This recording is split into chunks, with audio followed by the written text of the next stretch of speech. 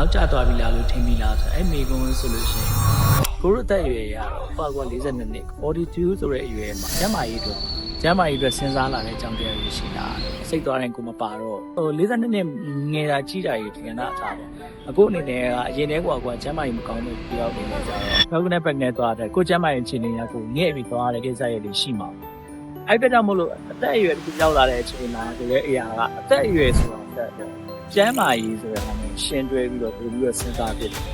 အဲ့လိုစဉ်းစားပြတဲ့အချိန်မှာတော့အနေငယ်တော့တွေ့ဝေမိတယ်ငါတရားနောက်ကျသွားပြီလားလုံနေတဲ့ဟာအရာတွေကနောက်ကျသွားတာဒီလိုမျိုးတော့တွေးမိတယ်ဒါပေမဲ့အခုအနေနဲ့တော့လုံနိုင်မယ်လို့တော့အကွာယူဆတယ်အခုမှစိတ်ပေါ့အတိတ်ကစိတ်ခေါ်အားပေါ့စိတ်ခေါ်အားကတော့မြင်ရှိတယ်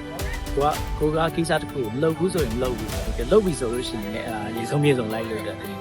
ကိုအချင်းအဲ့လိုရှိတယ်နောက်ခါကျတော့ကိုက